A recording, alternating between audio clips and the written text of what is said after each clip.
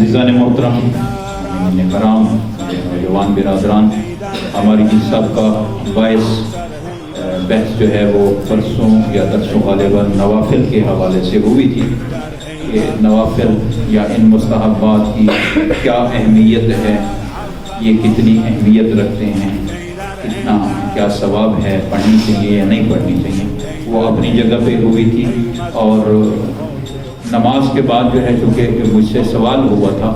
2 سوال ہوئے تھے کہ جی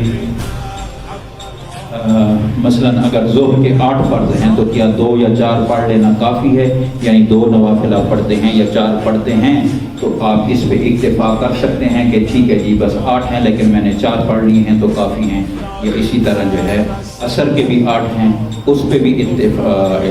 وہ ہو سکتا ہے یا نہیں ہو سکتا ہے۔ دوسرا سوال یہ تھا کہ کیا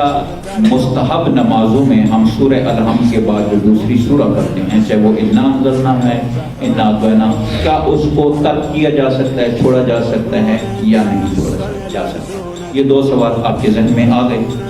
میں ان 2 سوالوں کا جواب دے کے آپ کی زحمت کو تمام کروں گا، کیونکہ کوشش ہوتی ہے روزانہ کی بنیاد پہ ایک جملہ اگر ہم لے جائیں، سمجھ آ جائے تو وہ ہمارے لیے کافی ہے۔ پہلا سوال یہ ہے کہ جی کیا 8 نوافل کے بجائے 2 یا 4 کے اوپر اکتفا ہو سکتا ہے یا نہیں ہو سکتا؟ جی بالکل ہو سکتا ہے۔ ظہر کے 8 نوافل ہیں، عصر کے بھی 8 نوافل ہیں۔ اگر فرض کرو آپ 4 نوافل پڑھ لیتے ہیں تو یہ کافی ہے، اس پہ اکتفا ہو سکتا ہے۔ اب ضروری نہیں ہے، ویسے بھی مستحب ہیں، اب اگر آپ نے پڑھنے بھی ہیں تو 4 بھی اگر آپ پڑھ لیتے ہیں، لیکن یہ ہے کہ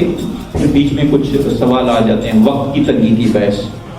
آپ کی کوئی مجبوری ہے، آپ نے کہیں جانا ہے، لیکن اگر وقت ہے تو پھر پورا ادا کیا جائے تو کافی بہتر ہے جی۔ اور مغرب کے چونکہ 4 نوافل ہیں تو ان کے اوپر کوئی وہ نہیں ہے، مثلا آپ یہ کہیں کہ جی 2 پڑھ لیے تو بس یہ اکتفا ہو سکتا ہے، نہیں، کیونکہ صبح، مغرب اور عشاء کے جو 2 وتر ہیں، ان 3 نمازوں کے لیے جو مستحب ہیں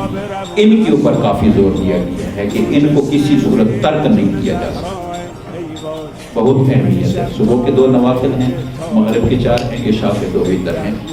صرف آپ یہ سمجھ لیں کہ ظہر اور عصر کے جو 8 نوافل ہیں ان پہ اکتفا کیا جا سکتا ہے۔ پہلے سوال کا جواب کلیئر ہو گیا۔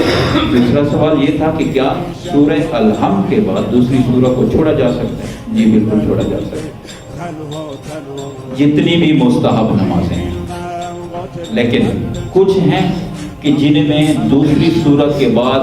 کسی خاص ذکر کو، کسی خاص سورہ کو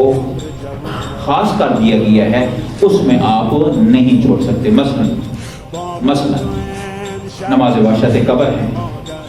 جی، جو میت کی تدفین کی پہلی رات پڑھی جاتی ہے، اس میں یہ ہے کہ پہلی رکعت میں سورہ الحمد کے بعد آیت الکرسی پڑھنی ہے اور دوسری رکعت میں سورہ الحمد کے بعد 10 دفعہ انا انزلنا۔ یہاں پہ آپ نہیں چھوڑ سکتے، لیکن خاص کر یہ جو یومیہ نوافل ہیں، مثلا صبح، ظہر، مغربین اور عشاء، تو ان میں آپ سورہ الحمد کے بعد دوسری سورہ کو چھوڑ سکتے ہیں، ٹھیک ہے؟ صرف الحمد پڑھ کے بھی آپ ڈائریکٹ رکوع، 2 سجدے، پھر دوسری سورت، یعنی وصیت کی، اے میری بہن زینب مجھے نماز شب کی دعاؤں میں مت، یہ وہ نماز شب ہے، اور یہ وہ نماز شب ہے جو پاک پیغمبر کے اوپر واجب تھی، ہمارے لیے مستحب ہے لیکن پاک پیغمبر پہ واجب تھی۔ بڑا عظیم ثواب ہے، معصومین کے کئی اقوال ملتے ہیں کہ ہر عمل کا ثواب ہمارے علم میں ہے، اور پاک پیغمبر فرماتے ہیں ہر عمل کا ثواب میرے علم میں ہے، لیکن وہ واحد نماز شب ہے کہ جس کے ثواب کا مجھے رسول کو بھی علم نہیں ہے، یہ صرف خدا کی ذات کو۔ ہمیں اپنے ان واجبات کو مستحبات کے ذریعے سنوارنا اور انہیں زینت دینا نصیب فرمائے۔